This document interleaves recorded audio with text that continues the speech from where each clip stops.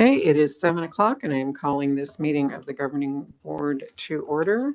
I would appreciate it if we will all rise and Dr. Holmes will lead us in the Pledge of Allegiance. And then after the pledge, please remain standing for a moment of silence. The Sonoran Sky Elementary School community lost their self-contained gifted teacher, Sherry Rada. If we could have a moment of silence for her. Dr. Holmes? Pledge allegiance to the flag of the United States of America and to the republic for which it stands, one nation, under God, indivisible, with liberty and justice for all.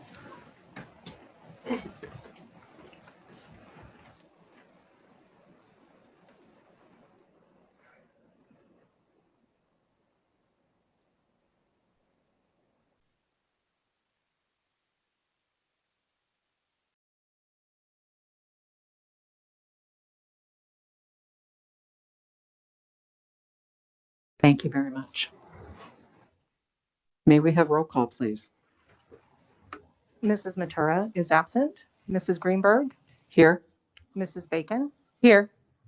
Mrs. Brown, Here. Could you hear me? Mrs. Case, Here.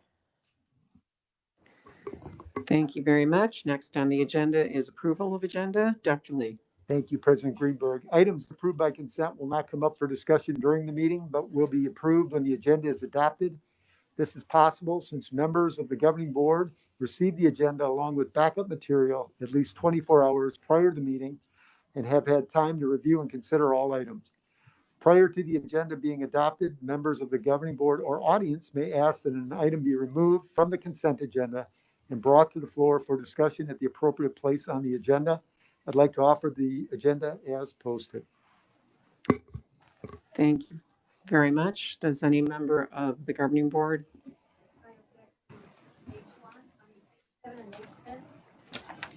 Does any member of the governing board wish to remove anything from the consent agenda?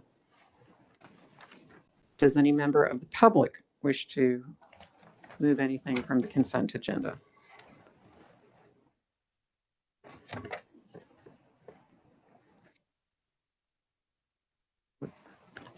No, that's not on the consent agenda. Not on the consent agenda.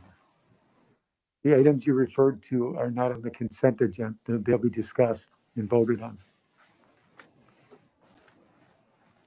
May I have a motion to approve, please? Mrs. Bacon? So moved. All those in favor, please say aye. Aye. Any opposed? Motion passes. We have an agenda. Mrs. Greenberg, I do want to let you know that Mrs. Brown has joined us via WebEx. but Thank for you some very reason much. Her sound is not working. Her sound is not working. Right. But so I'll let you know when her vote comes through. Okay. So next is governing board statements. And I know Mrs. Brown said that if she could not join us verbally, she asked me to thank all of our teachers and students and families and congratulate everybody on, we're almost there and for the year that we had. And she just wants to make sure that everybody got her congratulations. Mrs. Case or Mrs. Bacon? Ms. Case? Thank you. I just wanted to say thank you for all of the teachers, parents, and students who persevered throughout this past year. I know it wasn't easy. I have a lot of children and grandchildren, and I heard a lot of variety of responses that took place. And so thank you. And I want to congratulate all the graduates from the PVUSD district. And I hope the students will continue to learn this summer.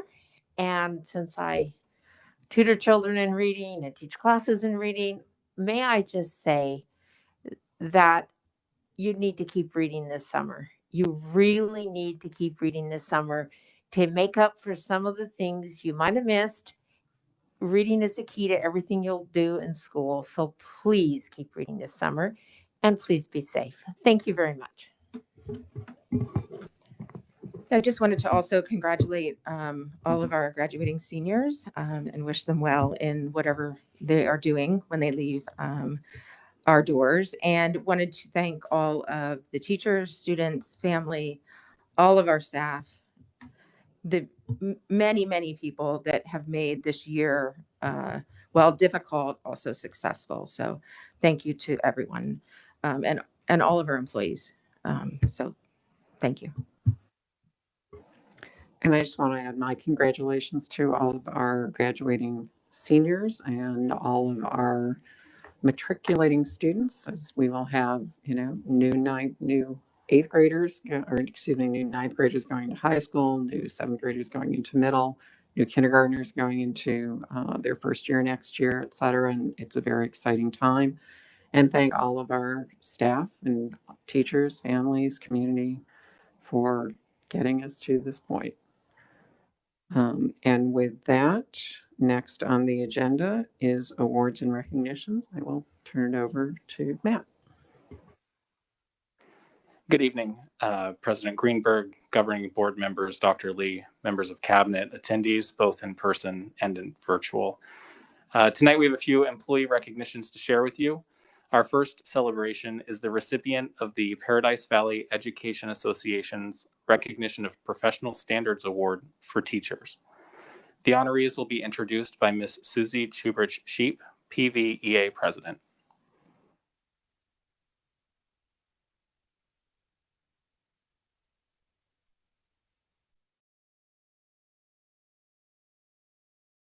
President Greenberg, Dr. Lee, Governing Board, and Cabinet. I'm here tonight to recognize all of our nurses this month. The practice of school nursing began in the United States on October 1st, 1902, when Lena Rogers became the first school nurse.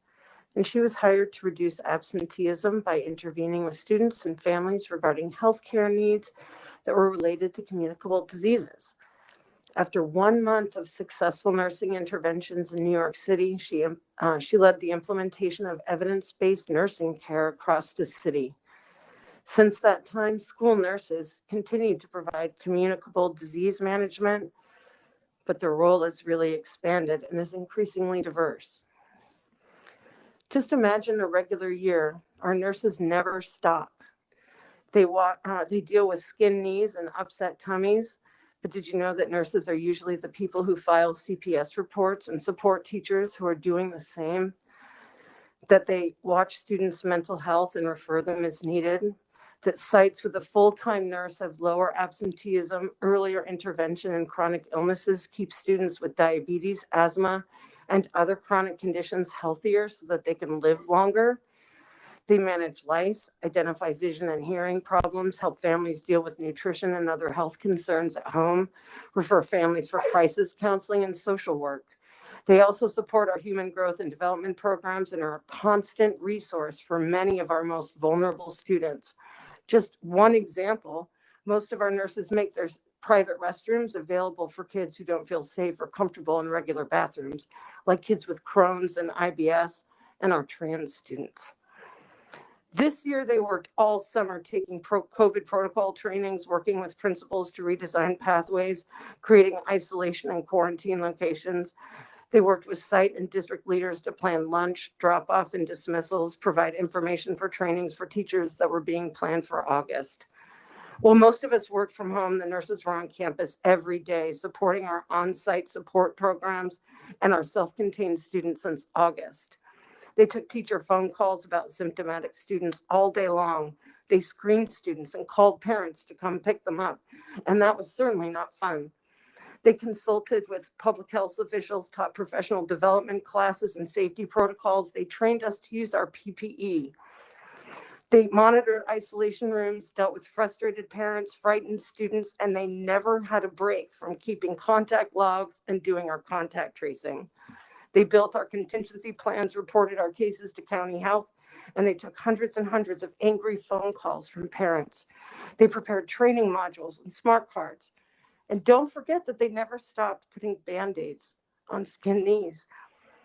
I would like to thank the governing board and cabinet for maintaining its commitment over the years to the health and well-being of our community by continuing to keep a fully licensed nurse full-time at every site, while other districts have stretched them across multiple sites, relied on nurses' aides, and parent volunteers to meet the needs of their students.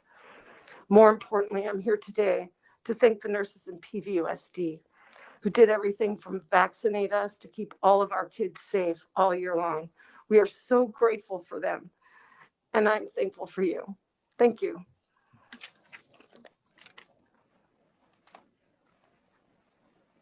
Our next recognition is for the Paradise Valley Education Support Professional of the Month. PVSEA President, Mr. Sean Webster, is here to make the presentation.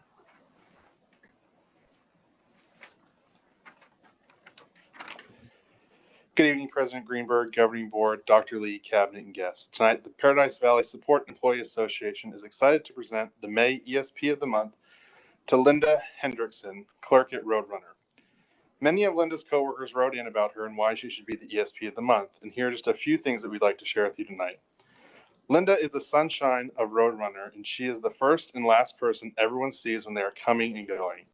She is positive and always has a smile on her face. She always goes the extra mile to help students, staff, and parents in need. Linda always puts everyone before herself and would do anything to help someone who is struggling. Linda helps in various events around campus. She is more than just a friend. She is like family. She is the best. Another coworker said, in short, ain't no sunshine when Linda's gone. She is a valuable member of the Roadrunner family. Linda is much more than just an administrative assistant here at Roadrunner. She is a phenomenal friend and coworker who goes above and beyond to support our campus. She is great at making students feel loved and valued when they come through the office. Linda is easily the most compassionate person I know, and she has a huge part of what makes our team here at Roadrunner so great. Once again, congratulations to Linda on being named May's ESP of the Month. Linda's here tonight with us.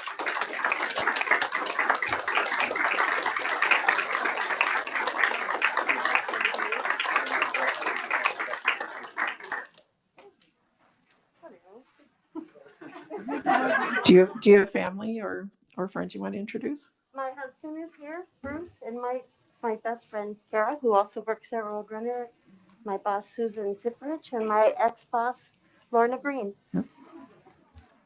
Thank you.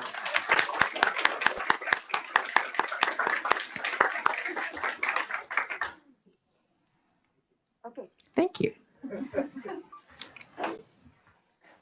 Our next recognition is for the Administrative Internship and Management Training Program. PV Schools takes great pride in growing our own leadership and capitalizing on the capacity we build with our employees. For more than 40 years, we've been identifying, developing, and nurturing aspiring administrators in our AIM program. Each year, we select a small group of teacher leaders and provide them with experiences to continue to prepare them to be administrators in our district. Tonight, Mr. Andre Long will be recognizing this year's AIM class. Good evening, President Greenberg, Governing Board members, Dr. Lee, Cabinet members, and the PV community.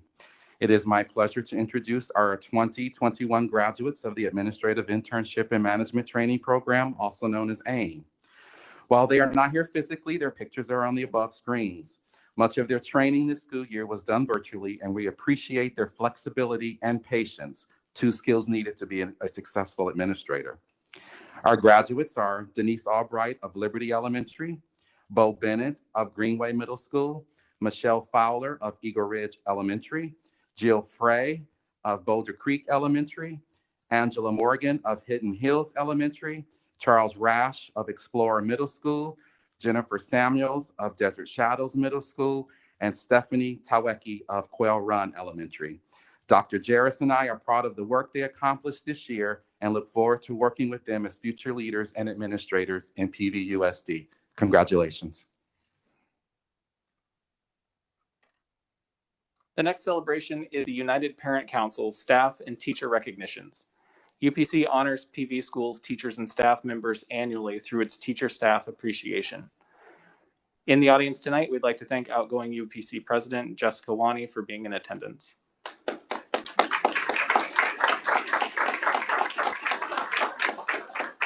If you'd please direct your attention to the video screen for a short presentation.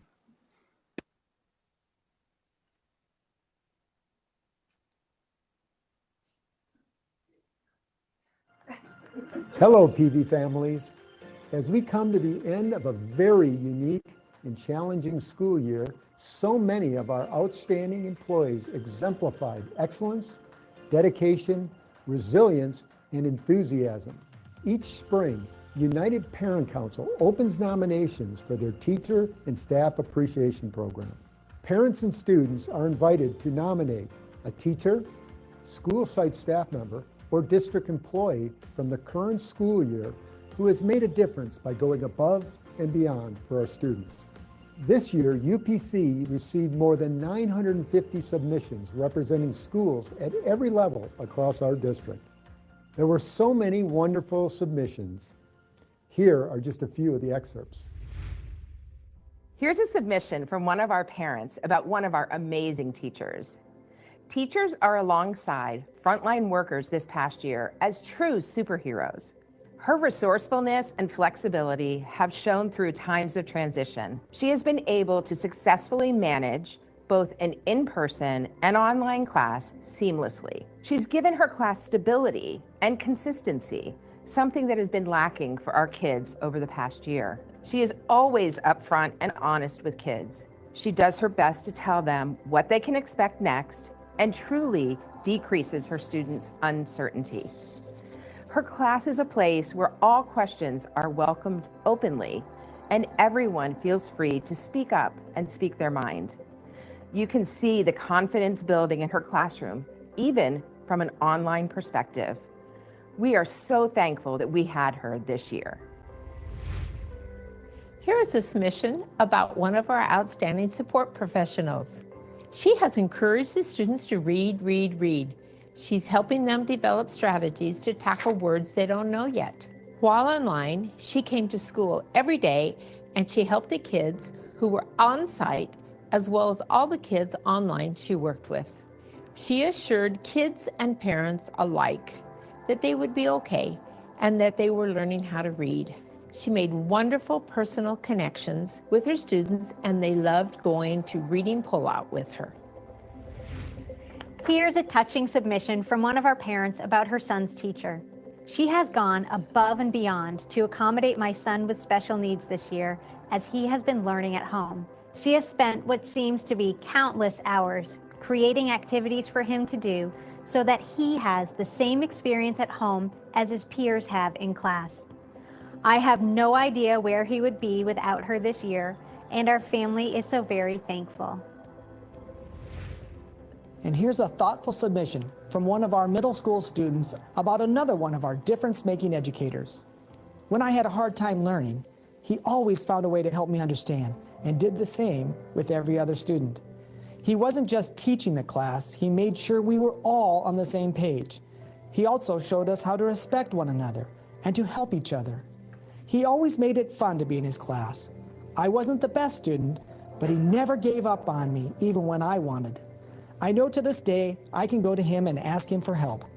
There are not a lot of teachers like him. I'm glad I was able to be in his class and would go back any day in a heartbeat. So here's another submission about one of our great teachers. He has been a bright, shining light at our school since his arrival. I cannot begin to tell you what a joy it is to see him on campus engaging with the students. I have a child in first grade who adores him and comes home frequently telling me about a game they played or something funny that he said when she was on a brain break. I appreciate that he sees himself as part of the school community and really has engaged himself in the day-to-day aspect with the students. I hope he knows how appreciated and loved he is by our school and especially our family. I am so thankful that he chose to take a job at school and has shown his love and dedication to the kiddos day in and day out. Thank you for being an amazing human and giving your all to the kids each day. Congratulations to each of our nominees. Hi, I'm Julie Blumenreich, a parent volunteer with United Parent Council. On behalf of UPC, I want to thank the hundreds and hundreds of students and parents who sent in heartfelt nominations for so many teachers and staff members in our district. At UPC, we're happy to offer this program so our PV families can show their appreciation for the extra effort put forth by outstanding teachers and staff members each year. And we'd like to offer our huge congratulations to the more than 500 recipients this year. Congratulations, and thanks for going above and beyond for our kids.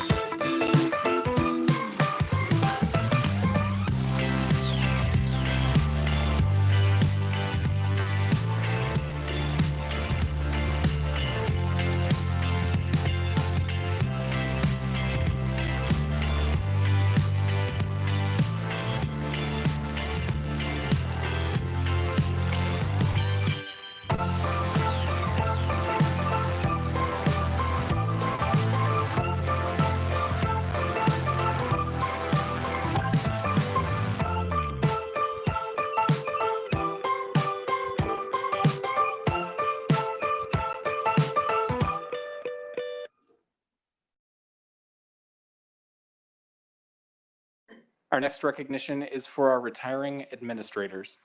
We'd like to acknowledge these administrators who have dedicated their careers to PV schools. Throughout the time they've spent in the district, they've made a difference in the lives of students and staff. Dr. Bales will have the honor of leading this recognition tonight. President Greenberg, Governing Board, Dr. Lee, Cabinet, and online guests. Tonight we have 4 honorees from the administrators' ranks that we'd like to recognize. Our first honoree is Jan Stevens.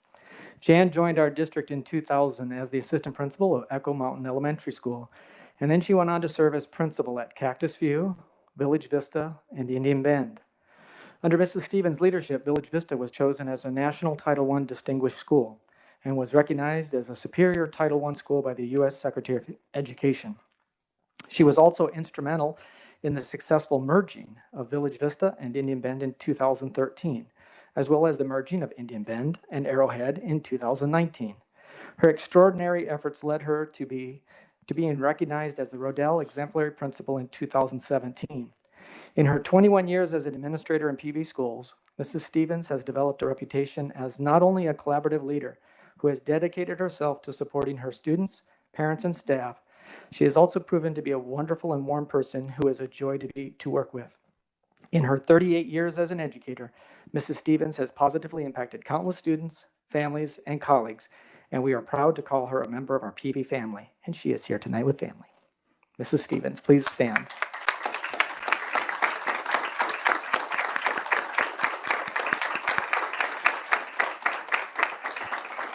Would you like to say anything, Mrs. Stevens? I'd just like to say that when I came here in 2000, I knew I came to somewhere really special, and PV has been a home, and I appreciate the governing board and all of the doctors that I've served under, all of my wonderful leaders, and just working with the students and the family has been a true privilege. And this is a calling for me, and I feel like I've fulfilled this season and ready to move on, but I will never forget this district. Thank you.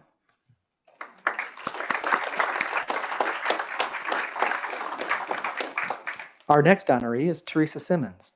Teresa joined PV Schools in 1996, and she spent 12 years as a special education teacher at Larkspur and North Ranch before becoming an assistant principal at Greyhawk. Her leadership potential was quickly recognized as she was named a Rodell Aspiring Principal. As the principal of Arrowhead Elementary, she established herself as a highly effective leader with a passion for students, and her success led to her being asked to take the lead at Fireside Elementary in 2016. In each of her settings, Mrs.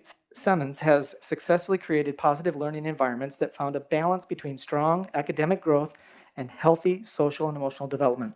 She officially retired from Fireside in 2020, but she quickly returned to the principal role of Sunset Canyon this year in order to help the community heal and to honor the work of her friend, David Franks. The last piece best exemplifies the amazing spirit of Mrs. Simmons. She is a leader who truly values relationships, and she has spent 25 years in PV touching the hearts and minds of her students, families, and colleagues, and we are also proud to call her a member of the PV family, and she is here tonight. Teresa, please stand.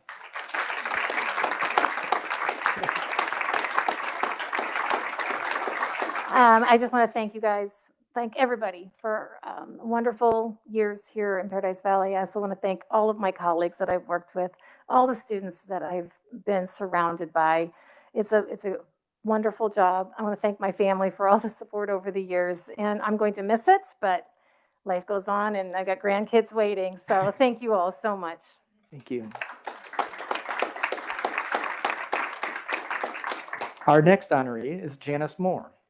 Janice is one of our proud administrators who also grew up in PV. A graduate of Shadow Mountain High School, Ms. Moore joined our teaching force in 1991 at Echo Mountain Primary, where she taught for 15 years. From 2008 through 2013, she served as the principal of Campobello, and then served as principal of Air Libre through 2019. Ms. Moore developed a reputation as a strong advocate for all children, and she successfully cultivated an inclusive environment in each of her schools. She is retiring as the Assistant Director for Community Education, where she is known as DJ Jazzy Jan, as she helped transition our Bear Brown camp to a new campus and served as the campfire DJ. Her positive attitude, her desire to build strong relationships, and a sense of humor have made a lasting impact on anyone who has worked with her, and we're proud to call her a member of our PV family. Janice is not here with us in person, but she is online, so let's give her a round of applause.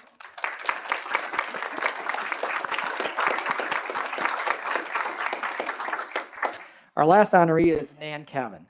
Nan joined PV Schools in 1992. For 2 years, she served as a community ed kindergarten enrichment aide. From 1994 through 2006, she worked at North Ranch Elementary as the media tech, record secretary, and then administrative assistant.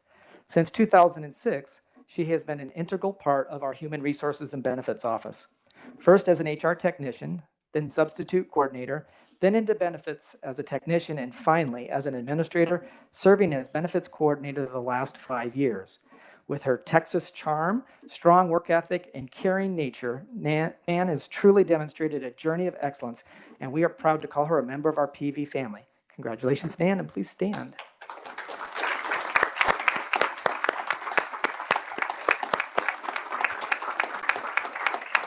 Nan, did you want to share any words with us? Because I said, Dean Troy's making me come and he's going to make me cry, which I am, but I've been here for 29 years and I've made a ton of friends and worked with a bunch of good people, and I'm going to miss everybody, but I have grandchildren to take care of. So my husband is here with me, and my daughter and my grandson Luke are here. Thank you, Nan.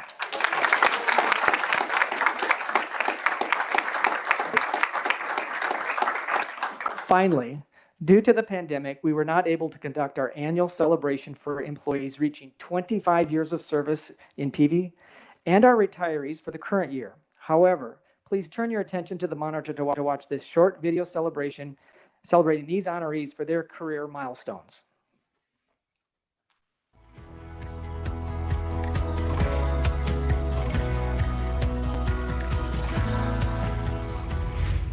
Wow, so many amazing individuals to honor and congratulate for their retirement and 25 years of service. No matter what position you held, I guarantee you made a difference in the lives of our students, families, and community.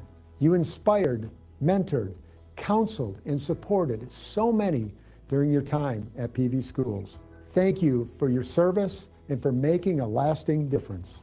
I wish we could celebrate in person, but please know it doesn't diminish how grateful we are for you and your contributions. Congratulations on your well-deserved retirement. Thank you from the bottom of our hearts. Congratulations. Congratulations. We appreciate you all so much. A warm thank you and congratulations. I now want to turn it over to Mr. Andy Shirk with ESI Education Services Incorporated, one of our valued community partners who helps sponsor our annual 25-year and retirement recognition activities. I'm delighted to speak with you this evening. We have a tremendous amount of gratitude for each of you that have reached this important milestone of your career. As a PV Schools resident, and knowing that many of our ESI team also are PV Schools residents, we get to see firsthand the legacy that you have left and the work that you have done. In fact, my Chief Financial Officer is a PV Schools alum, and I get to see firsthand every day what a difference that PV Schools education makes. And again, on behalf of our entire ESI team, we want to wish you well. For some of you, you may be joining us as phased retirees, and so for you, welcome to the ESI family. We look forward to working with you in the future. Thanks again.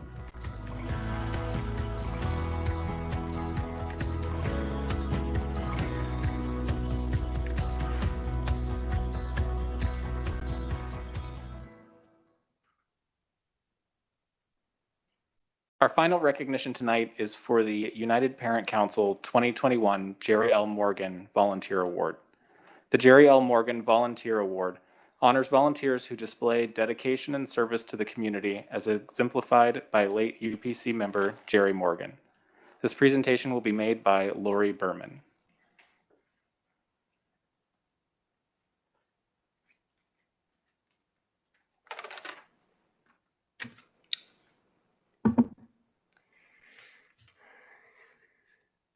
Good evening, President Greenberg, Dr. Lee, governing board members, cabinet, fellow volunteers, and everyone joining us virtually.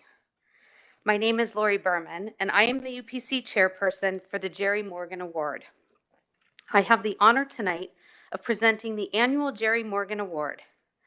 As Mr. Dorch said, Jerry Morgan was a longtime volunteer and UPC member who died tragically in 2005.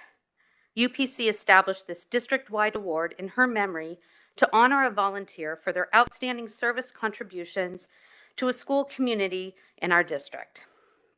We have several volunteers who were nominated, and we have many more that consistently volunteer at our schools. I would like to extend a thank you to all of those individuals for your volunteerism and ongoing commitment to your school community and to the Paradise Valley Unified School District. It is truly gratifying to see how committed our volunteers are in this district. Tonight's Jerry Morgan Award winner is Miss Allison Feinberg. Allison has volunteered at our schools for 12 years. She's a dedicated volunteer who has been a room parent, chaired several committees, engaged in fundraising activities, and been a PTO president. She has implemented new programs, welcomed new families, and been integral in creating a community atmosphere. Thank you, Allison, for your commitment to our schools.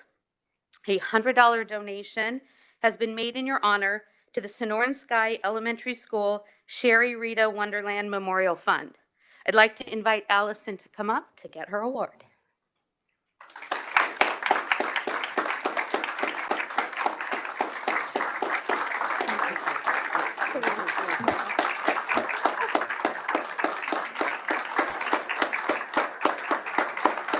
Do you want to say something? Do you want to introduce your husband? Sure. With my husband, Michael Feinberg, and if it wasn't for him, I wouldn't be able to do all the volunteer work that I do. We are a team. I want to also say that I also grew up in this district. I was here. The only reason I didn't matriculate from Shadow Mountain High School is because my family moved to Las Vegas, but I'm back. So just a huge thank you. I'm not going anywhere. I have kids at Horizon and Desert Shadows next year, but this is the culmination of 12 straight years at an amazing elementary school. And we do it for the teachers. We have the most phenomenal teachers in this district. And the woman who spoke before about the nurses, a shout out to the nurses are fantastic.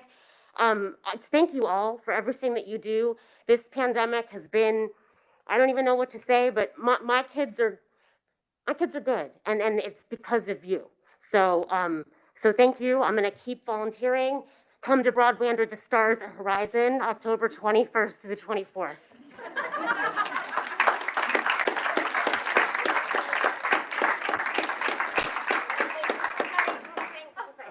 I forgot to thank the amazing volunteers that I've worked with at Sonoran Sky for all these years who nominated me for this. So thank you. I love you guys.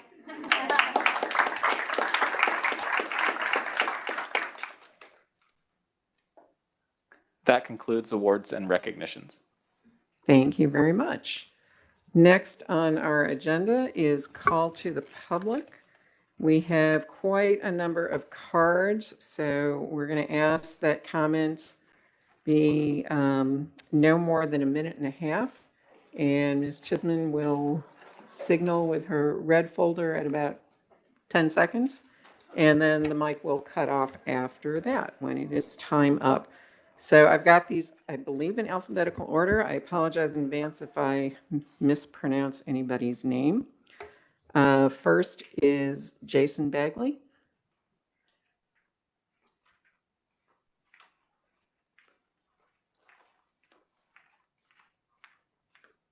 Hi, good evening.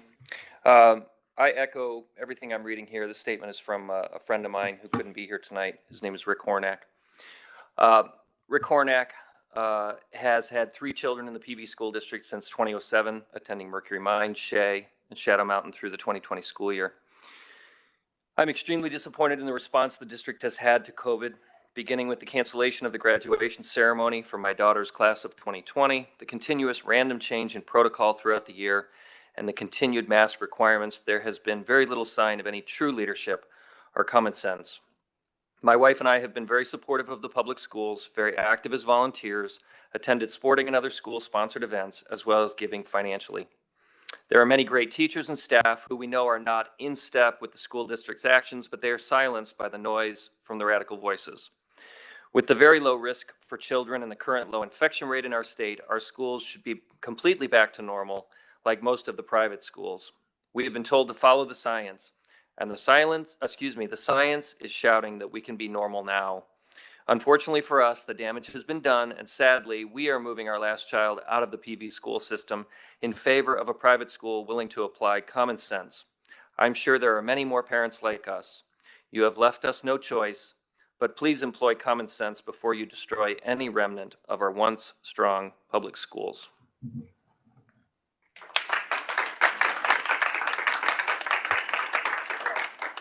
The next card I have is from Summer Bagley.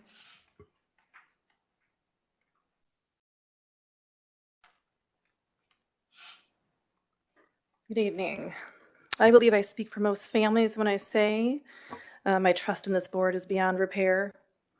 We have come with facts and science and common sense, but it falls on deaf and biased ears. In your recent statement, in anticipation of vaccine availability for children 12 to 15 being announced as early as next week, and the potential for vaccinations for younger children as early as the fall, we plan to start the 21-22 school year with mass optional. And I take great offense to this statement, since all of it is based on speculation and the assumption that parents want to give their children an experimental biological agent with no short-term or long-term studies, no FDA approval, no liability from manufacturers, and has the single highest reporting of adverse events and deaths of any vaccine ever given. Sounds like child abuse to me, and I do not consent. Dr. Bales, in a recent interview, I'll have to sum it up because I have less time, you discussed that certain vaccines were mandatory, and I would like to correct you on that we have no mandatory vaccines in Arizona, none at all. We have all exemptions under the law for everything the CDC schedule offers for all schools. I would also like to point out that when you were discussing factors, there was a question asked of you recently in an interview discussing factors for the emotional, mental, and physical tolls on our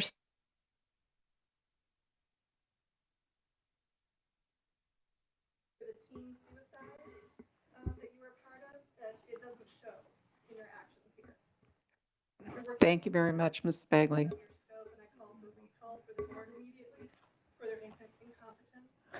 Thank you very much. Your time is up. The next person is Brian Behrens.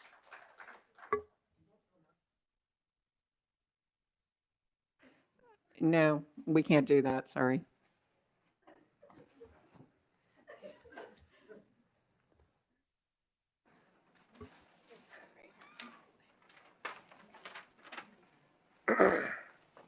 Sorry, this is my first time doing this, so. That's fine, that's fine. I thought we were gonna have like question and answers, not question and answer? No, okay. Well, I was coming up here to say that, just like she said, we will absolutely not have our kids vaccinated with an experimental drug that has no long-term studies, and definitely has a lot of potential risk to the kids. My family, we've all had it. We all have, immunity to whatever extent, and we're comfortable going to school with no masks, going out in public with no masks, and not having a vaccination. And I feel like a lot of people at some point in their lives are going to look back on this and regret having that, but hey, to each his own. If they want to get a vaccine, that's all good.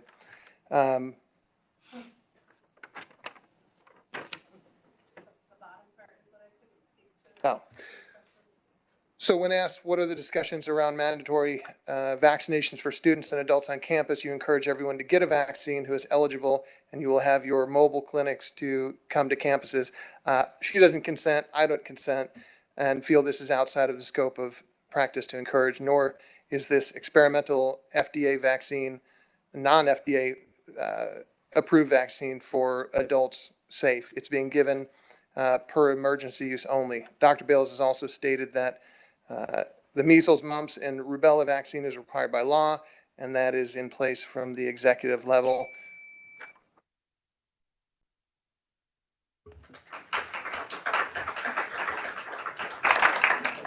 Thank you. The next card is from Edwina Behrens, and while she's coming, I just want to, my apologies, I didn't say it at the top. Because this is not on the agenda, we are not allowed to have a conversation or respond.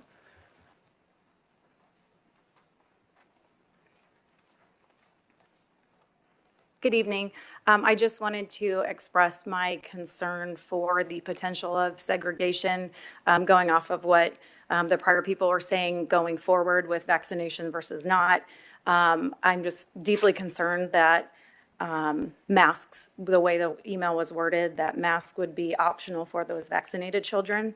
I think this is a terrible idea, and I just wanted to go on record saying that I think it's, we're against it.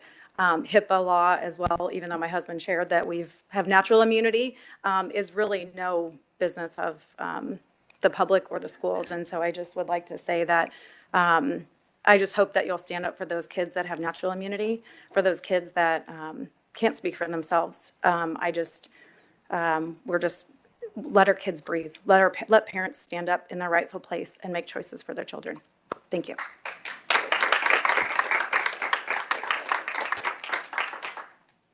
The next card is from Lisa Farr. Just a clarification, I believe if you're representing a group that you get longer than a minute and a half to speak. Is that correct? A representative of a recognized group. What group are you? I'm here to represent the over 4,000 people that voted for me during the last election for a board position. Well, that does not actually qualify under what we would typically do. Okay, well, I'm here to speak for them. So my name's Lisa Farr. I am here to point out the Arizona School Board Association Board Power and Responsibilities.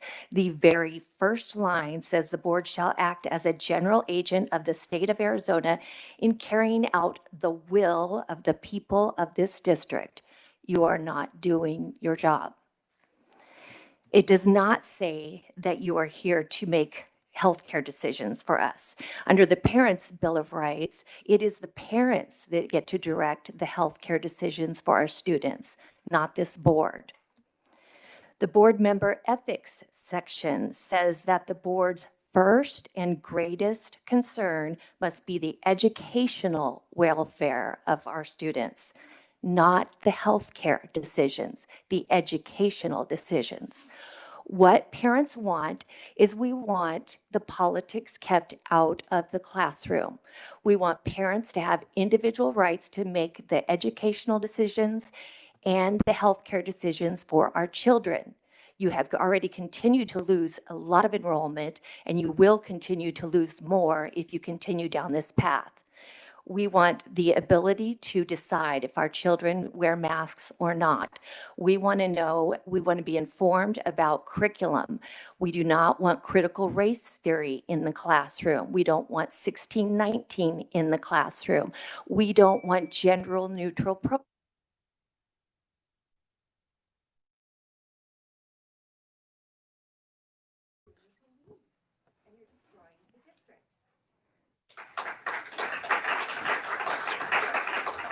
The next card I have is from Judy Gonzalez.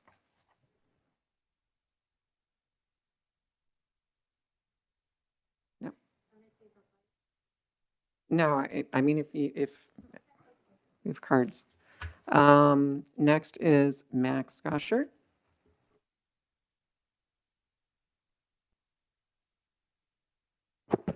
Thank you, President Greenberg and members of the board. I want to speak about some recommendations that I have for the district and that I sent to the board and cabinet in form of a memo earlier this week.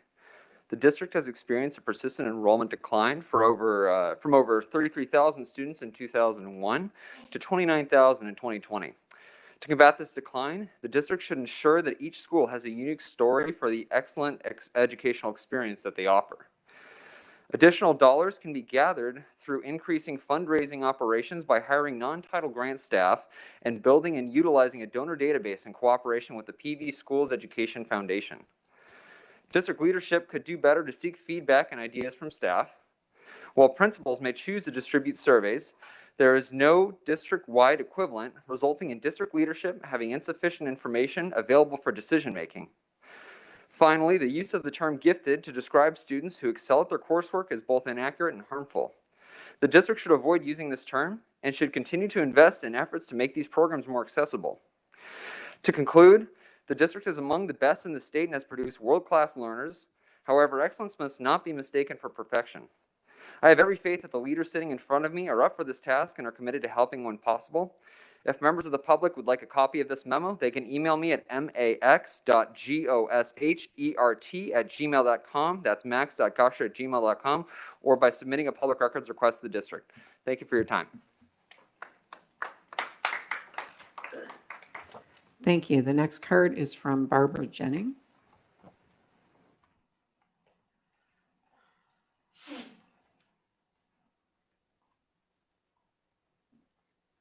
Good evening. It's nice to actually look in the eyes of everybody since I've emailed I think all of you at least once. I echo what Lisa Farr said. It's deeply concerning to me what is going on in our school district right now. I heard of a video being shown in a biology class that showed anal sex. And I think all parents need to know that things are being done behind our backs. We stood with our teachers 2 years ago for Red for Ed. We stood there and supported them. When this COVID-19 struck, where were our teachers? Where is our administration standing up for the learning and the health care of our students? You're forcing them to wear masks. Now you're trying to bring in critical race theory, even though I heard you're not. But yet certain questions show up on tests like, what best describes a Republican? What do you think the answer was? A white male who is an engineer who lives in South Florida. Does anybody find that racist? Because I do. And I don't want my son learning because of the color of his skin that somehow he is a racist. This is horrible, and this is going beyond your job. Your job is to educate our children, to make them better math, better scientists, better at English, not better at emotions and feelings. That is not your job. That is going above and beyond what you are paid to do, and you are failing at what you are being paid to do. And all of us here support our children. We all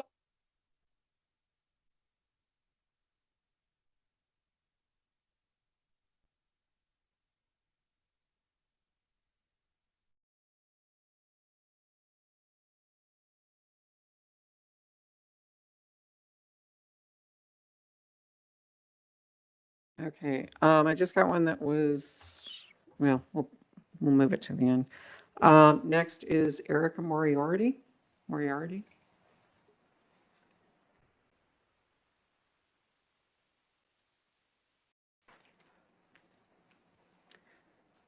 Thank you, President Greenberg, Dr. Lee, the board.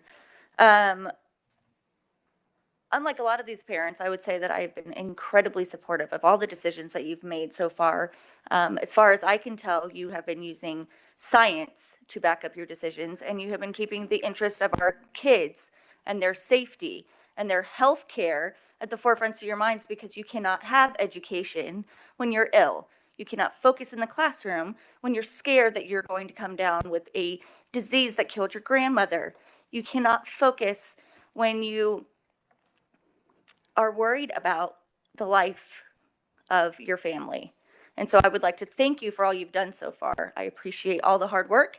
I know that you have to deal with a lot. It's not easy to make everybody happy. But I will say, when there are two different sides, I would expect that you will always err on the side of what's best for our children and what keeps them safest, which is why I was horrified to see that you're making masks optional for the elementary schools. You know, and I know, that there is no chance that the FDA is going to approve vaccines for our children in elementary school ages before school starts. So I urge you to please change your recommendation that masks be mandatory for elementary school children until I can get my kids vaccinated. And if these other parents don't want to vaccinate their kids, then, well, it's survival of the fittest, I guess. That's what Darwin.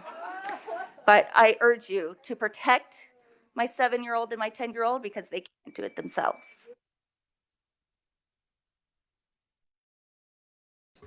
The next card I have is Anna Sanchez Navarro. So thank you. I'm here to talk about 3 points. According to Arizona Revised Statutes 15341 and paragraph 2, it says that it's supposed to exclude, you're supposed to enforce exclusion from schools of any materials that are sectarian, partisan, or denominational in character. Critical race theory is within these guidelines. It falls within these guidelines, and I oppose the teaching of any such neo-Marxist ideology that teaches our children that America is a systemic racist country and that it is found by oppressors, that white people are oppressors. I look around and I see most of the people here are white. Therefore, this theory says all of us are oppressors unless you want to reduce your whiteness.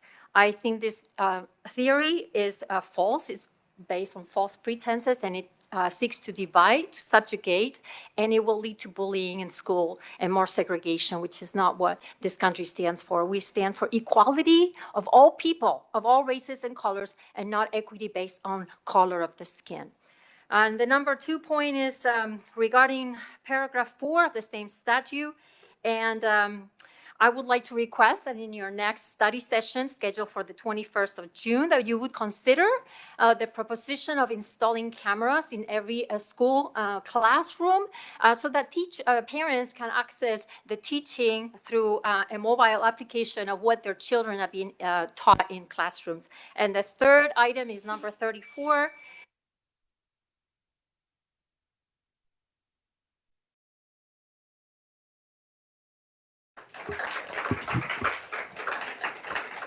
Okay, next card is Diane Neiman. Yes, hi. I'd like to say, first of all, that I've lived in this area for 30 years. I have 3 children that graduated high school and ASU. And I'm objecting to 2 of the curriculum that are in place right now. One is the critical race theory.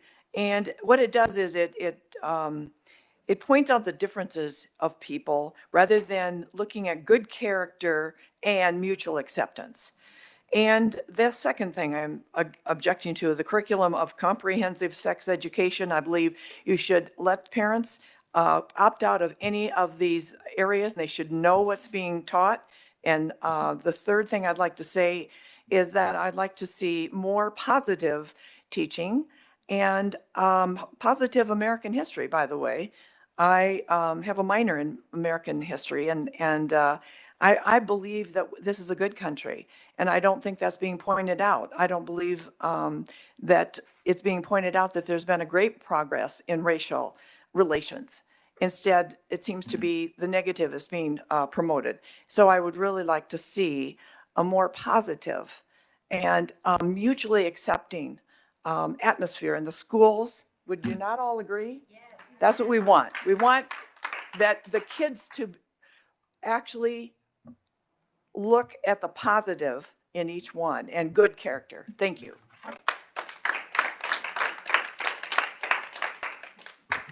The next card is Joe, I'm sorry, I'm going to pronounce this wrong, Terraciano. That was good. Just call Joe. Thank you.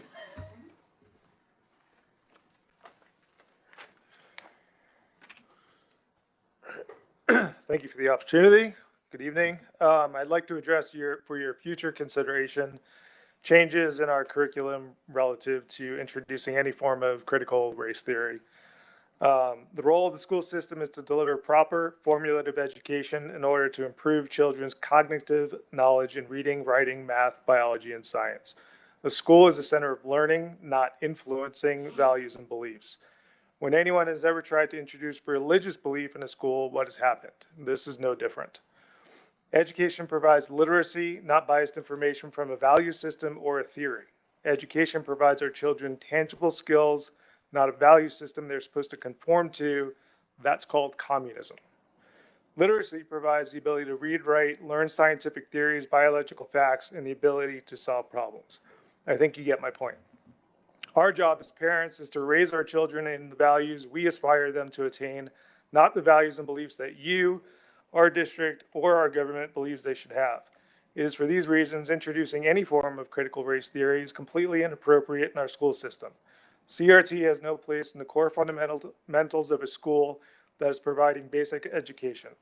This includes any ideas, teachings, theories, beliefs, etc., derived from Ibram X. Kendi or any other Marxist ideological views. Ibram X. Kendi is an extreme radical who believes the answer to racism is more, yes, more segregation.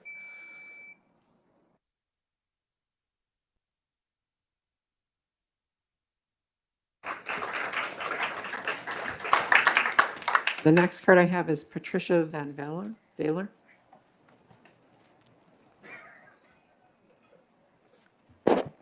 Thank you, President Greenberg and the board. I've worked most of my life as a child advocate, as a nurse in PICU, NICU, pediatric emergency, child psychology, inpatient, and immunology. And obviously I have my opinions, as we all do, about what's right with vaccines and masks. I'm not anti-mask and I'm not anti-vaccine, but I am pro-choice, and I ask that the parents be allowed to make these decisions. When I see someone in a mask, I try to say to myself, well, maybe they are immune compromised, or their God-given immune system isn't working, or they're sick and they're trying to be, kind and wise. But I'd like to teach my grandkids that, and they're just getting too many mixed messages right now. I think that, I'm going to be really blunt. Today, when our president said that people with vaccines can take off their masks, it was like an outward sign, a divisive sign. Anyways, I feel like after World War II, the medical experiments by the Nazis caused the Nuremberg Code, and that assures us we will never have to submit to medical experiments again without our consent. Masks are being presented as a medical intervention.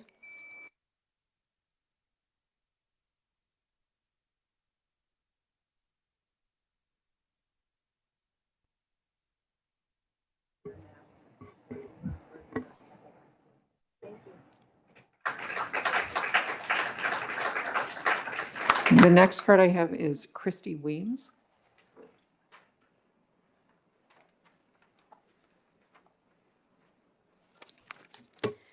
While you all stand here or sit here and stroke each other's egos during that meeting, congratulating the nurses for sending kids home for quarantine, here's how many parents felt.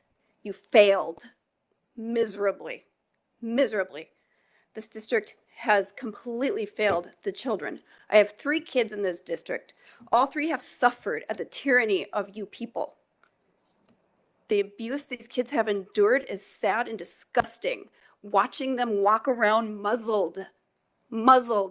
I called the district after the superintendent unilaterally decided you were gonna keep them muzzled.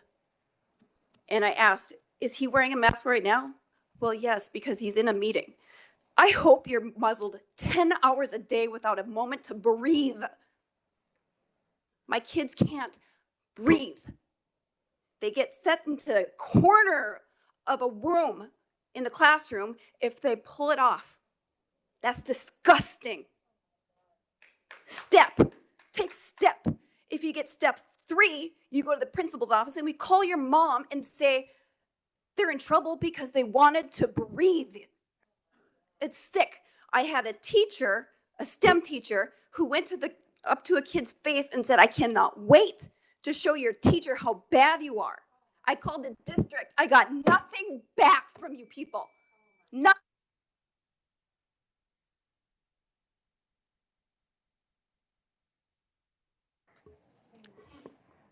The last card I have is Mr. Jackson.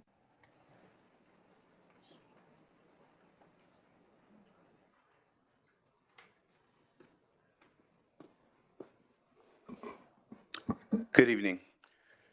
So the first thing I want to talk about is the nurses. Have any of you guys spoken to the school nurses in the district directly, not their managers, directors, or anything? I have.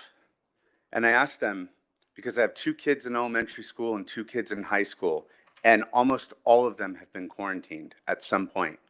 I said, is there any cases of spread in elementary school? And I was told no, 0. But yet these kids are sent home. In fact, I was also told that in high school, the only cases of community spread that are taking place is in the sports teams, where they're closer together. They're not even really happening in the classroom. We got the email from the superintendent, and I appreciate that. You tried to be as clear as you could be. But you know what? We need something more clear. I have 4 kids in this district. If you're not clear that the masks are completely gone and that vaccines you're not going to make any attempt to make them mandatory or segment them in different classes, my kids are out of this district. They'll be at Cave Creek. You guys need to be clear about what you're doing. Not, we hope to, we might. You need to be clear with the parents. We deserve to know the truth. Thank you.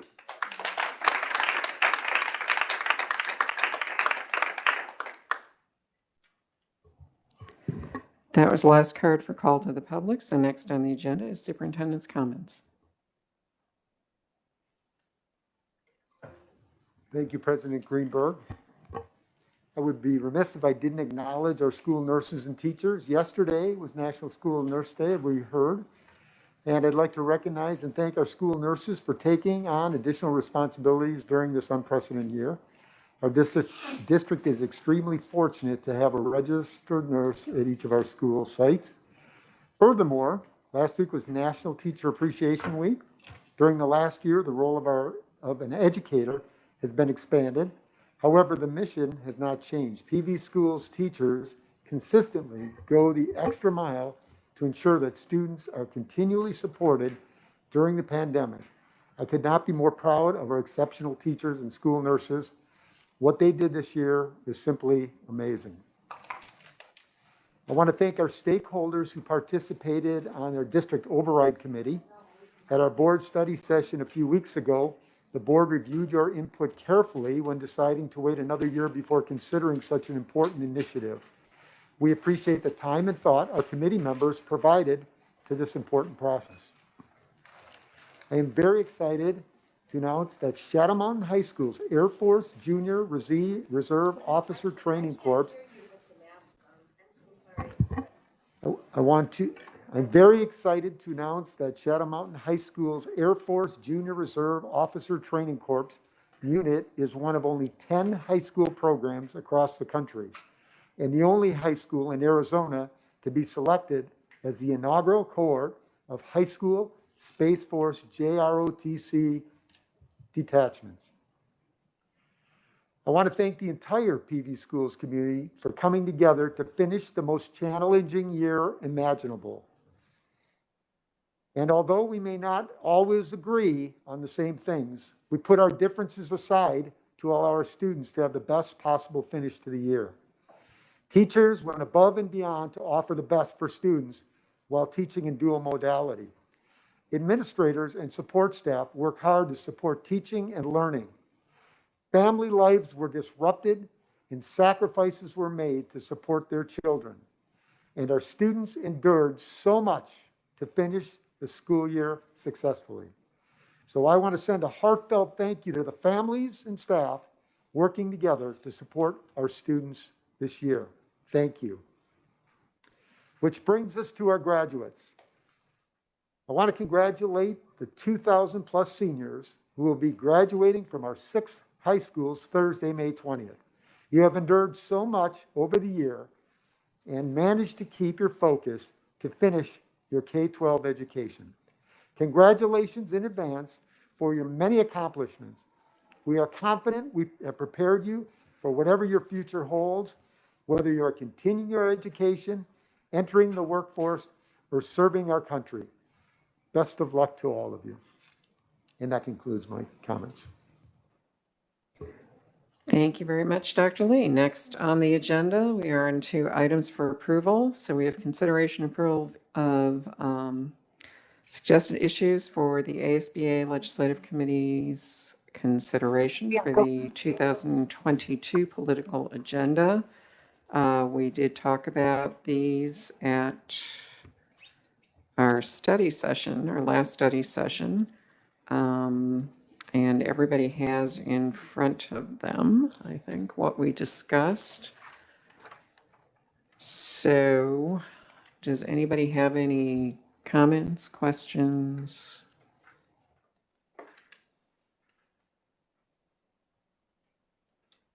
If not, Mrs. Bacon, may I have a motion to approve our submissions? So moved. All those in favor, please say aye. Aye. Aye. Do we have Mrs.? Yes, Aye. Mrs. Brown says aye. Okay, no one opposed, so motion passes unanimously. So those will be, so Mrs. Chisholm, you will be submitting those to meet the deadline for ASBA. Next is consideration approval of delegates to the ASBA 2021 Delegate Assembly, County Meeting, and Annual Business Meeting. So that takes care of our delegate needs for 2021. Mrs. Bacon, may I have a motion? Yeah, I make motion that Mrs. Greenberg be the delegate and Mrs. Matura be the alternate. It's fine. Does anybody have any other needs they want to make? Speak now. You sure, Mrs. Case? You don't want to go? Okay. All those in favor, please say aye. Aye. Mrs. Brown says aye. Any opposed? Motion passes unanimously. Next on the agenda, approval and consideration of administrative personnel actions. Dr. Bales. President Greenberg, Governing Board, Dr. Lee, Cabinet guests, and online guests. Tonight, we bring to you a recommendation for the position of Assistant Superintendent of Human Resources. Dr. Sean Holmes currently serves PV Schools as the Director of Human Resources Certified. Dr. Holmes earned a bachelor's degree in management from Arizona State University, a master's degree in educational leadership from Northern Arizona University, and a doctorate in ed leadership also from NAU. We recommend Sean Holmes as Assistant Superintendent of Human Resources effective July 1st, 2021. If approved tonight, he would receive salary and benefits consistent with the Cabinet Level Administrator's Agreement, and he is here for family. Thank you, Dr. Bales. Ms. Bacon, may we have a motion? So moved. Is there any discussion? All those in favor, please say aye. Aye. Mrs. Brown votes aye. Thank you. None opposed. Motion passes unanimously. Dr. Holmes?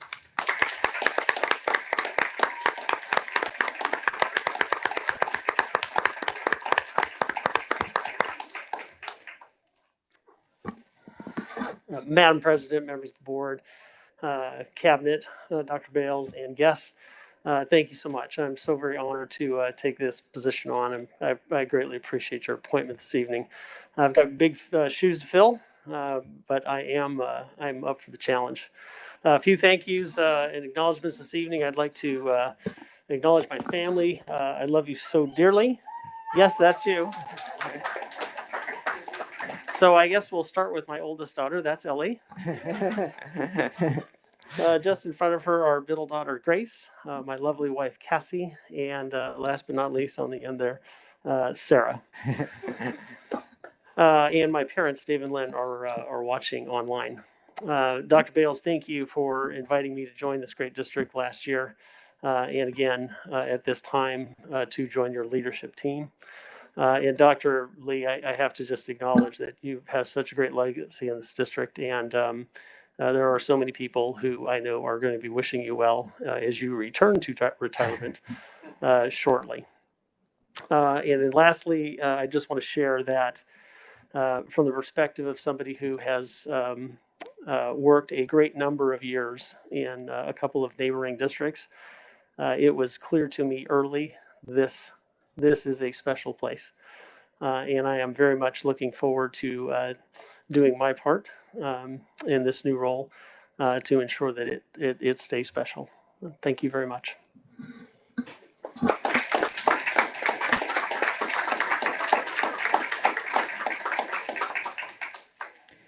Thank you very much. Next on the agenda is consideration approval of certified substitute rates for next year. Back to Dr. Bales.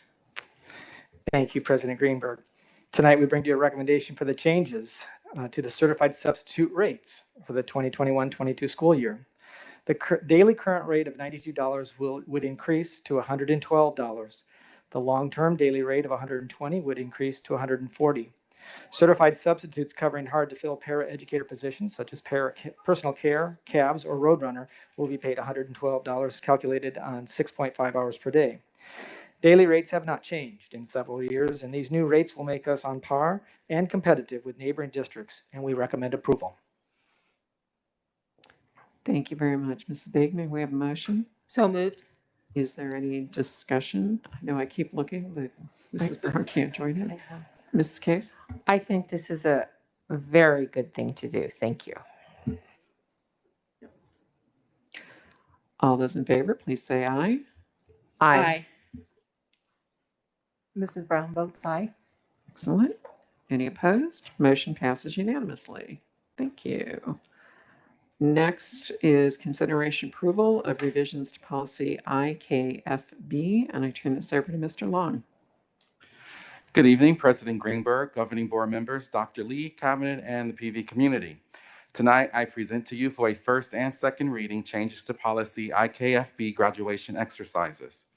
House Bill 2705 was signed by the governor on April 20th, 2021 as an emergency measure.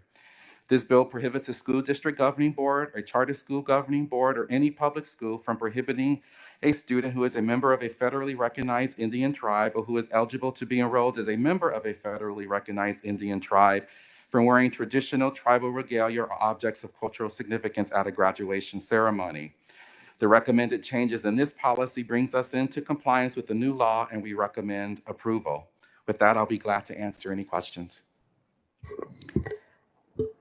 Thank you. Ms. Bateman, we have a motion. So moved. Is there any discussions or questions for Mr. Long? Seeing none, all those in favor, please say aye. Aye. Mrs. Brown votes aye. Thank you. None opposed, so motion passes unanimously.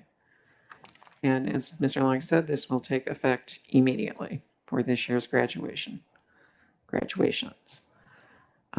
Next is second read for the Parent-Student Handbook for 2021-2022, and I turn it back to Mr. Long.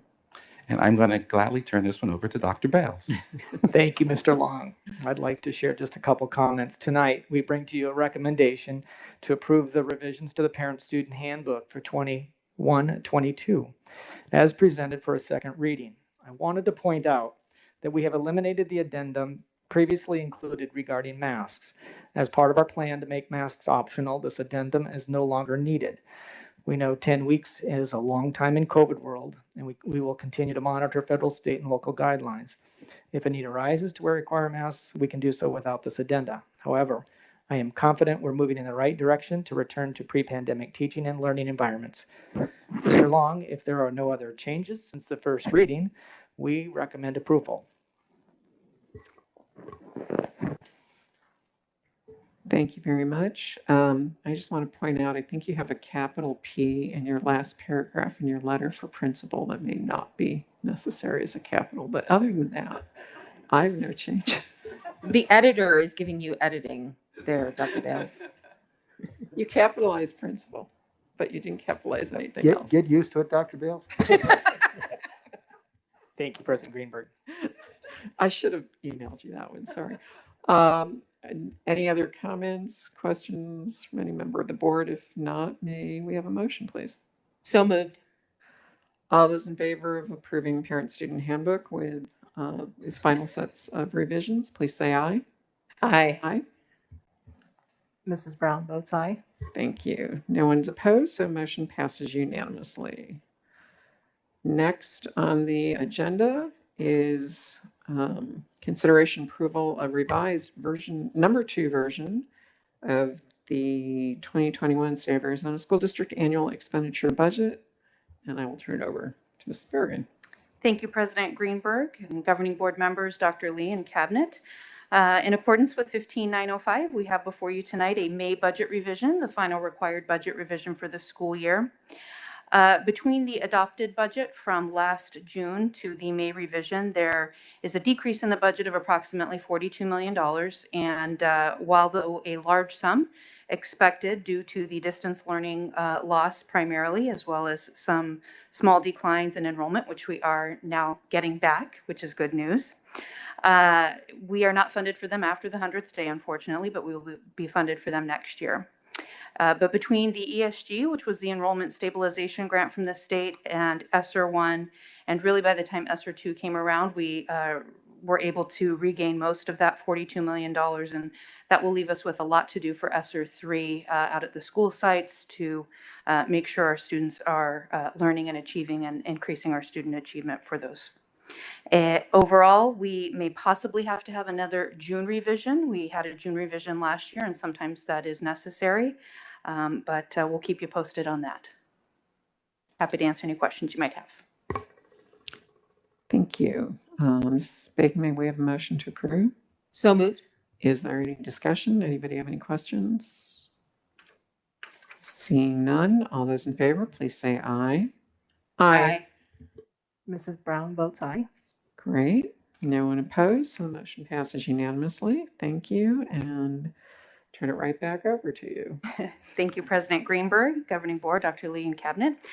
We have before you some information on the Palomino Primary remodel that is going to happen. Palomino Primary serves grades pre-K through 3, including a Head Start program.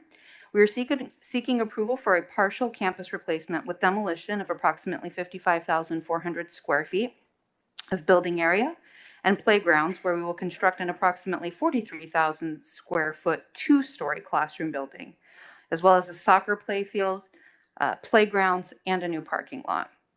We do have a change in scope that has resulted in the addition as well of a new media center and lobby and reception area that includes a stage platform, painting, and flooring, as well as a 400 square foot canopy to the front entrance to the school, which we believe now is the time that makes sense to make those additions as well.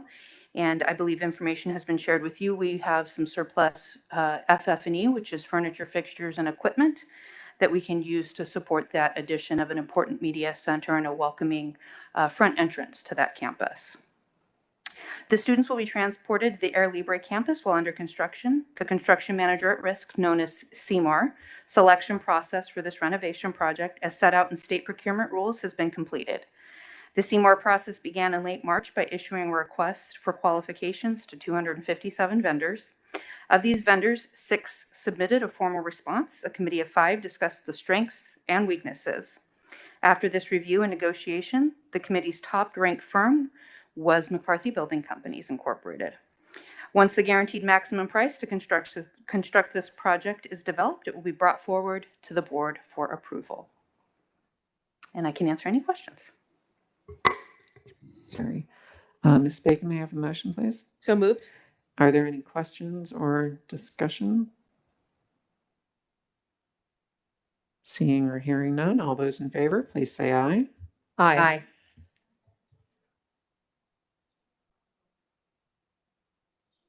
Oh, Mrs. Brown is abstaining.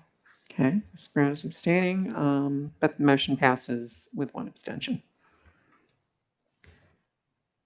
Thank you. Next is acceptance of gifts and donations. As always, we thank all of our donors, and there were several this time, but I'd like to point out one in particular. Stanley Feichel gave $2,000 worth of professional books to the library and photography department at Paradise Valley High School. Again, if any of our donors might be here or online, thank you very much. And we appreciate everybody's generous donations, particularly in this year of COVID. And may we have a motion to approve, please? So moved. All those in favor, please say aye. Aye. Mrs. Brown votes aye. Thank you. With none opposed, motion passes unanimously. Next on the agenda is ratification of vouchers. Ms. Bacon, may I have a motion, please? So moved. Is there any discussion? All those in favor, please say aye. Aye. Aye. Mrs. Bacon, or Mrs. Greenberg, I'm going to abstain. Okay. Yes. And Mrs. Brown votes aye. The motion passes. Thank you very much. Those are our items for approval. Next on the agenda are items for discussion. And first is Community Legislative Network, and Max Scotchard is back to tell us what's going on.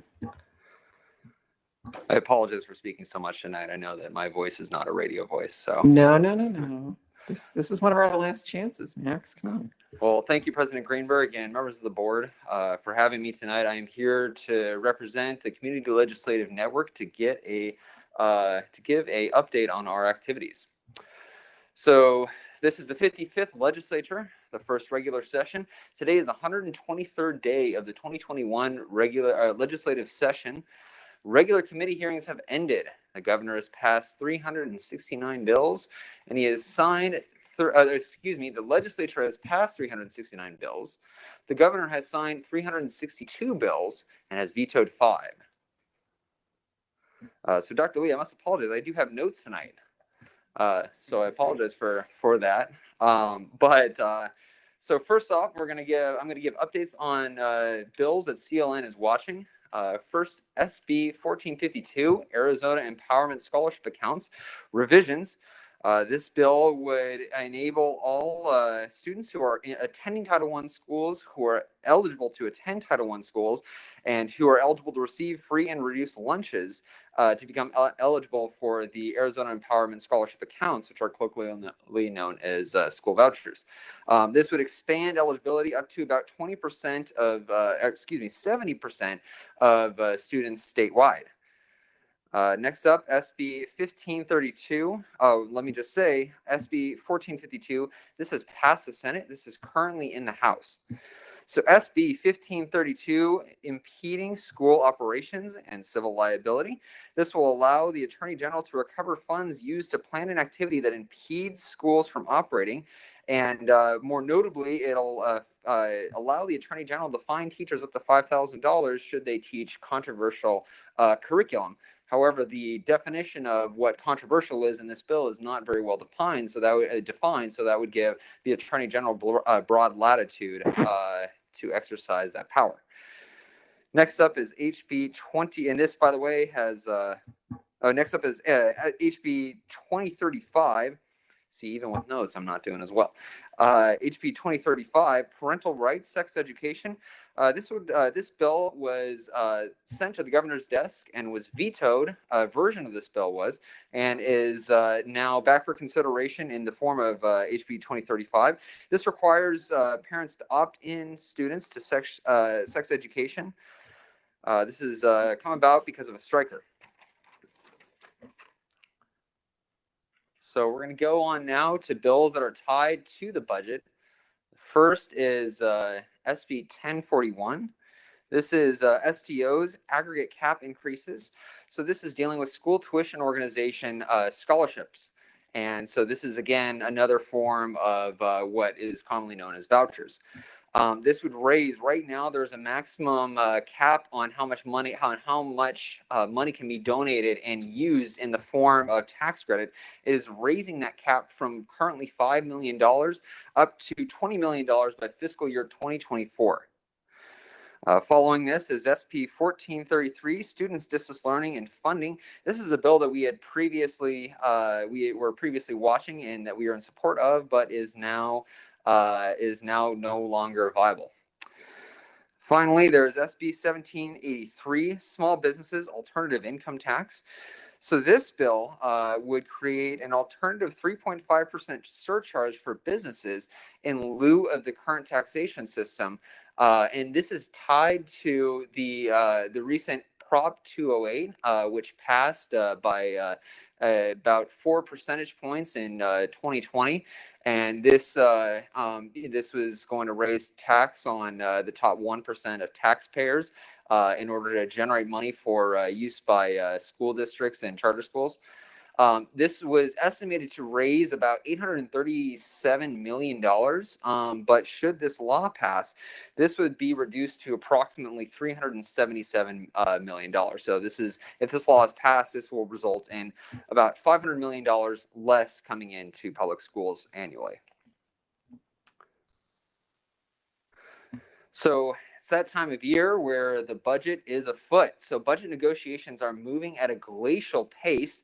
Senate is distracted with the audit going on down at the county fairgrounds. The major tax cut proposal, a major tax cut proposal is being developed in the House. And this is in part, or in large part, due to the fact that state revenues are way up. I don't have the exact number, but I believe there's a budget surplus this year, expected budget surplus of about $2 billion. So the state has a lot of money to work with.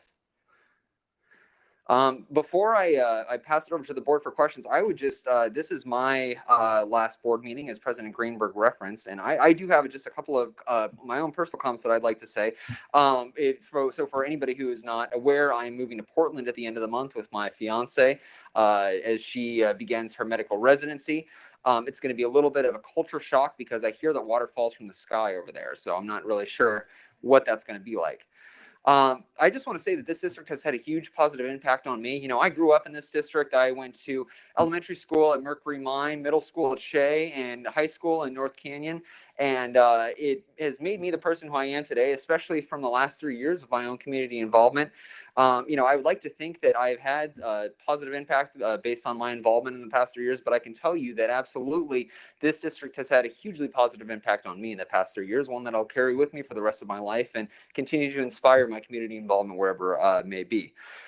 Before I have a couple people that I do want to thank before I get out of your hair. No offense, Dr. Lee. I'd like to thank, sorry, I had to set that in there. I'd like to thank previous board member, Dr. Sue Skidmore, for being a mentor to me for the better part of a decade. She was the person who really got me back involved in the school district and introduced me to everybody, and you know, has always been my advocate, and I can't thank her enough for that. I'd also like to thank Stacy Husher, who is a great friend and an amazing sounding board for the many ideas that I have had, both the good ideas and the ideas that she would use other words to describe. I'd also like to thank Jessica Wani and Lisa Holberg and many other community members and people involved in the district who have supported me. And Dr. Lee, I'd like to thank you for your years of service to this district and all of the kindness that you've shown me. Finally, I'd like to thank my mother, Kathy Goshert, for going above and beyond and supporting me, of course, the last 3 years, but my entire life, including keeping a smile on her face when, after being a teacher of Mercury Mine for 13 years, people in the district would go up to her and exclaim, "Oh, you're Max's mom." But I'd like to leave officially tonight as Kathy's son. So with that, I'd like to thank you all again and turn it over to you for any questions that you may have. Thank you very much, Max. Does anybody have? I don't have a question, Okay. Mrs. Greenberg, but I would like to thank Max for all of his involvement in the district, his commitment to our students, our teachers, our staff, the whole district. And we're going to miss you, but I hope once that 4-year residency is over, you'll be coming back here. That's the hope. Thank you. Thank Member you. Greenberg, We will miss you. Thank you. Appreciate it. And thank you for everything you've done for CLN, all of these presentations. I know it can be a little nerve-wracking, but thank you for your commitment to that. Thank you for your report tonight. A lot of work goes into that. Thank you very much to figure out everything to say, so thank you. And thank you for your desire, and not just desire, but your willingness to serve in the public. Service is just always free, and no one gets a big salary in the service, but we appreciate you doing it, and hopefully you've set a good example for other young adults who will follow and do what you have done. And we hope you come back. Thank you. Thank you, Member Case. Yes, I just want to say, Max, it's very rare to see a young person, and you are very young, with such a passion for advocacy for public schools, and particularly Paradise Valley School District. And your commitment over the last few years and your work with our district is so much appreciated. We wish you the best of luck. And I agree, come on back where it doesn't rain from the sky. Thank you, Dr. Lee. What can I say that, you know, everybody hasn't already said? I mean, it's been a joy working with you in CLN and everything else we've done or tried to do in our time together. And I will miss you on our Brady Bunch CLN Zoom meetings and everything else. And I think everybody needs to know that Max's impact goes beyond PV. In his roles at ASU and his roles with the Grand Canyon Institute, he certainly has made a difference in education and other issues critical to our state through his research and all the work he's done in those positions as well, for which he actually gets paid. I know that you are staying with that, so your impact will stay in Arizona, even if you are not. But like everybody else said, hurry back. Yeah, Portland will be fun, but it's better here. So come on back. And drier, that's for sure. Well, definitely. It's a dry, there it's a wet heat, and here it's a dry heat. So, you know, got to come back. But thank you very much. Max, Mrs. Brown asked that I share with you that she shares the sentiments of the other board members. Thank you. Appreciate it. Thank you all. Thank you. Next on our agenda is first read of consideration of recommended K-12 performing arts curriculum resource adoption. Dr. Corson. Thank you, President Greenberg, governing board members, Dr. Lee, cabinet, and guests. Mr. Joel Taylor, our Director of Fine Arts, is here to present you the first reading of the committee's recommendations. President Greenberg, governing board members, Dr. Lee, and cabinet, tonight I will be presenting the K-12 Performing Arts Curriculum Adoption Committee's recommendations for general music, choral, band, and strings curricular resources. We are pleased to share with you the committee's recommendations. Okay, am I hitting the wrong button? The right arrow. The right arrow. There we go. Adoption committee members included 10 K through 12 teachers, 3 administrators, and 1 parent representing a broad cross-section of our district. The adoption timeline began in January with a call to committee and a submission of comprehensive proposals from vendors in the weeks following. In February, our committee met to review the process, establish communication strategies for our stakeholder groups, and set evaluation criteria for our selection. Using the evaluation criteria, and after consultation with all performing arts faculty, the committee selected vendors and recommended which would move forward. In March, due to COVID protocols, vendors presented their curriculum resources in 30-minute videos that could be viewed by district staff and the community. As a result, we had more participation from staff and community members in providing feedback. In early March, the committee met to take a deep dive into the feedback provided by stakeholders during the video vendor presentations. The committee then recommended which vendors needed to provide materials for teachers and students to use. Teacher and student feedback from these few weeks was collected and shared with the committee. Slide 4 is the general music adoption criteria. Throughout the process, the committee evaluated the curriculum resources, mindful of the national and Arizona arts standards. We looked for engaging and comprehensive content that would be able to reach our diverse learners. The committee approached this material with musical praxis in mind so that we could be confident going forward that we are creating lifelong and life-wide students of music. Wishing to build on previous work in the district moving toward electronic resources, we sought curriculum materials that were primarily online that also included printable resources that could be accessed when required. We were especially interested in materials that offered interactive activities for students and those that would support a wide range of music education modalities. General music evaluation criteria included quality and comprehensiveness of primary and supplemental electronic and print materials, including formative and summative assessments, quality of differentiated materials for students with various learning strengths and readiness levels, alignment to principles of cultural responsiveness, inclusion, and equity to meet the needs of all students, quality of professional development and consultation to support before and during implementation. Band and choir orchestra criteria included, in addition to the alignment to the national and AZ arts standards, we used additional criteria to evaluate resources that included a wide range of assessment materials, included formal, informal, formative, and summative instruments. We also wanted a curricula that followed for structured personal practice for students when at home. The committee recommendations. As a result of thorough evaluation of curriculum resources and stakeholder feedback, the General Music Committee agreed on the following recommendations, continuing with the Quaver pre-K 6th grade curriculum, but also with the addition of music play as a supplementary curriculum, which fills gaps in the Quaver material. The band choral orchestra group recommended music first for choir, band, and orchestra. These curricula met our evaluation criteria. For band, chorus, and orchestra, Music First meets the criteria by providing a broad library of resources, structured rehearsal resources, and a wide range of assessment materials.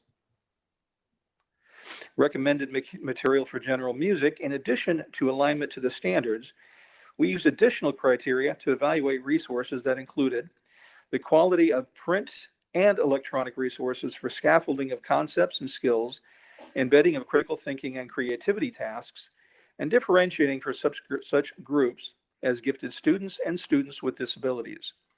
Robustness of training and consultation plans to support teachers before and during implementation.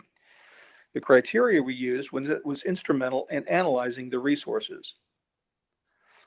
Recommended criteria for band, choir, and orchestra, in addition to the alignment to the standards, Music First provides a library of resources that contain pre-made lesson plans and a multitude of techniques that can create asynchronous work at home and be used in tandem during class. Music First also has a program that students can play into and be assessed in real time. The program will grade rhythm, pitch, and intonation and give the students feedback while they play. This program also gives the students structure for when they practice and can help them get better quicker. Any questions? I'm happy to answer any questions that I can. Thank you very much, Mr. Taylor. This is first read, so we are not approving, but does any member of the board have any questions? This case? So this is an odd question, and I think you've kind of said it, but in the K through 6 general music, is there a book they hold in their hands so they're not trying to deal with a iPad in class? Quaver Music is online, and what is needed by the teacher can be printed off as needed. So most of it's going to be online. No, ma'am, there's not hard copy resources that the students will be holding. And I guess they can project it in front of all the students too. They should be able to. Okay, so there are none of these are hard copies. Is that correct? Correct. Okay. There are Music First or Music Play provides resources that can be printed off and come with material. But if I'm understanding the question, there are no books, resources that would need to be ordered. Okay, and then my other question is, how long have we had the previous adopted music materials? Do you have any idea? That would be Quaver, and I think that's 7 years. We had it previously for 6 years. Okay. For 6 years? Okay, so I know so many things are going to digital, but this is all digital. There is no print, but it gives permission to print off certain things. Correct. But there's always a projection too. I'm just trying to think of a first grader trying to hold a music book and sing, and it doesn't seem very much like a good idea. But we do have that projectability in classrooms. So correct. Yes. Okay. Thank you. Thank you. I don't have any questions, but I want to thank the committee and thank you for your leadership in this program. Thank you. Yes, I want to echo my thanks. Obviously, it's a lot of work, and it was great to see that we did get that much feedback.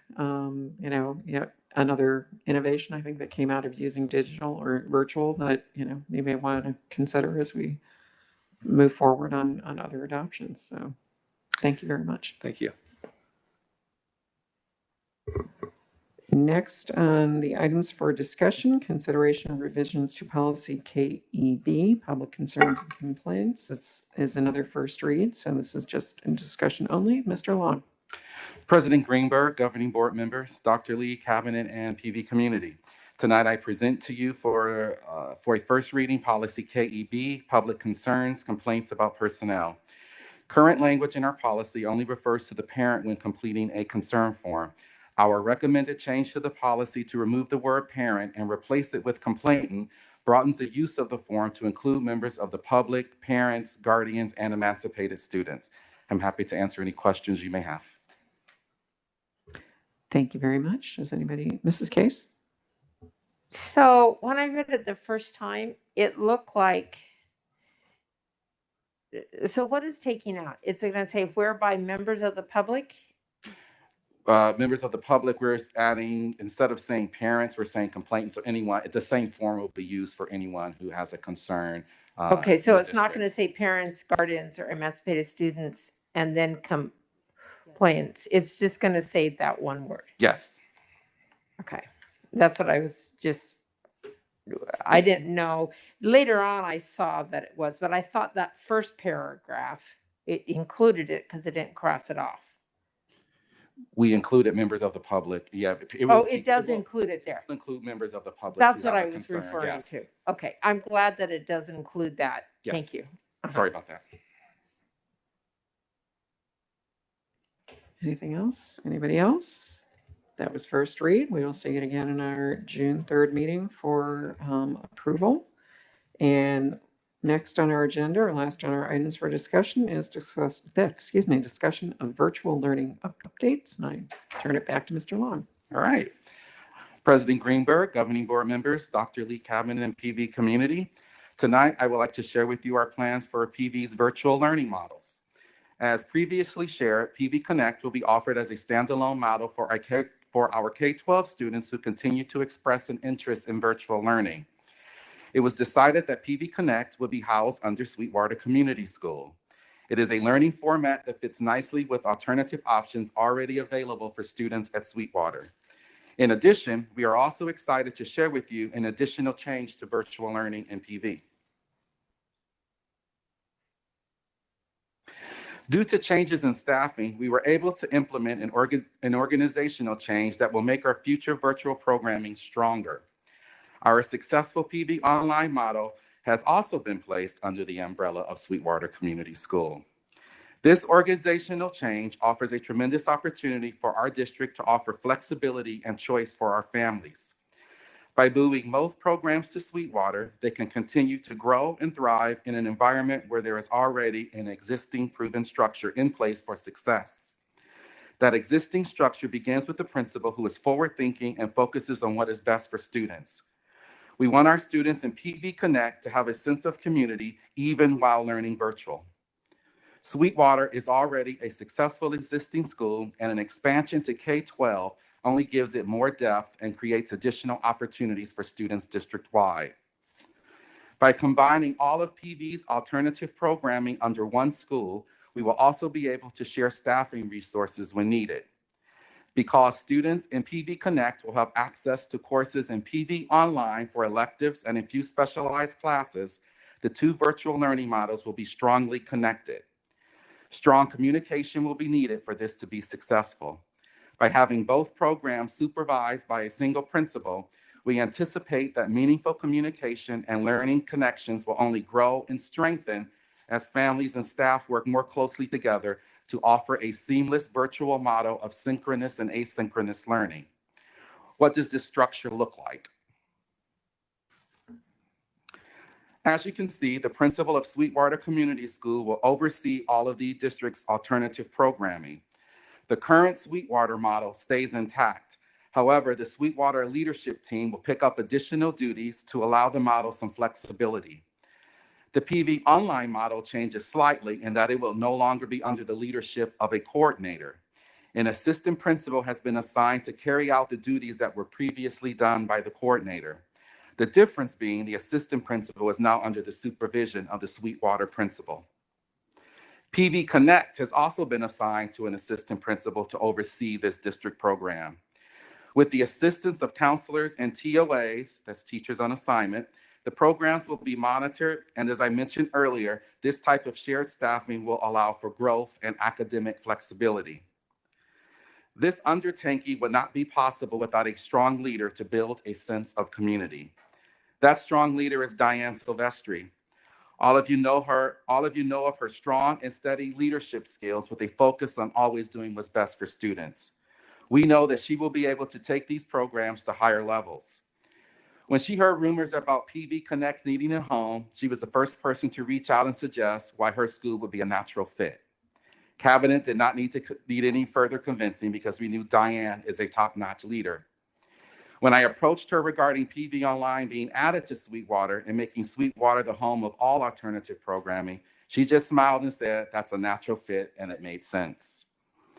Diane brings a tremendous amount of experience, patience, and a love for what she does. Her forward thinking and reflection will allow these programs to move into the future. Diane is here tonight as we begin our PV Connect kickoff and this new organizational change. Good evening, President Greenberg, Governing Board, Dr. Lee, and Cabinet. Thank you, Mr. Long. I'd like to thank all of you for the opportunity.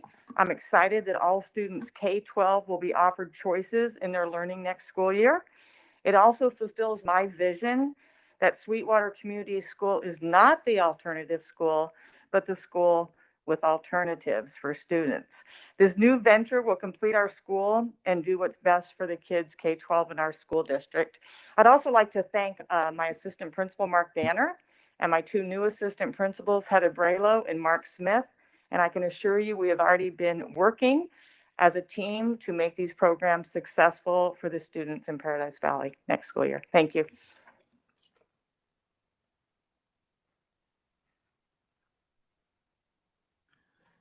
Our current timeline is as follows. We are currently in the process of hiring. Diane and her team are working hard to fill those teaching vacancies.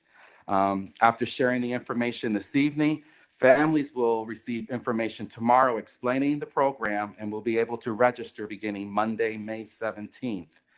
This priority registration is through July 15th.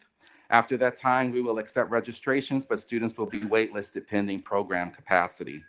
We will monitor and make staffing adjustments throughout the summer. I'll be glad to answer any questions you may have at this time. Thank you very much, Mr. Long. Anybody have any questions? Mrs. Case? I just want to say how excited I am that all these programs are under one very capable director, or I don't know what the title is. I can't, principal, excuse me. And I'm excited that students can flow through one to the other and their needs can be met individually. And I have to say that with a capable leader there who puts kids first, our students can blossom, and I'm very grateful. Yeah, I'm also excited about the program. I think the really awesome thing about Mrs. Silvestri, other than the fact that she's a great leader, is she has experience as a both elementary principal and a high school principal. So she has a breadth of knowledge that's going to be, I think, really valuable. And I think it's really important that parents know that when they're registering, so that parents understand this is a leader who has led all levels of schools and knows children from pre-K to 12. So, and I'm excited, and I thank you for all the work that went into this, because I know it was a huge lift to get it done. But I appreciate everything that you all are doing to make this happen. Yeah, I just want to say, as someone who has wanted us to do this for a long time, I'm thrilled that we are doing it and that we have taken the lessons that we've learned, turn those lemons of the pandemic into lemonade and more. Mrs. Silvestri, I appreciate that you not just, got this assignment, but wanted this assignment and wanted to work on expanding these alternatives. And I'm just excited. I think, just knowing what we've got here, I think it's going to be dynamite. I think there's going to be a huge waiting list come July 16, and I hope that we can then fill that waiting list. So I'm thrilled, and I think this is going to be fantastic. So.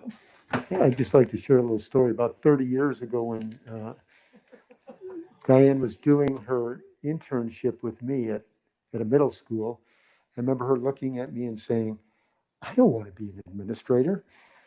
And I said to her at that time, "You are a natural leader." And she has demonstrated that in every job she's been at. She's like, I call her the Pied Piper, because whatever she leads, everybody wants to be a part of. So this program is going to explode under her leadership. It's pretty exciting for this district. And if nobody has anything, I don't hear any questions, just a lot of excellent, great comments. So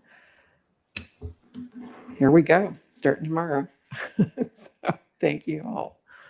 That is last on our agenda. So Mrs. Bacon, just before we do a motion to adjourn, again, just want to thank everybody for getting here 1 week to go, and congratulations to all of our graduating seniors. And I hope everybody has a great summer. Mrs. Bacon, you have a motion to adjourn? So moved. All those in favor, please say aye. Aye.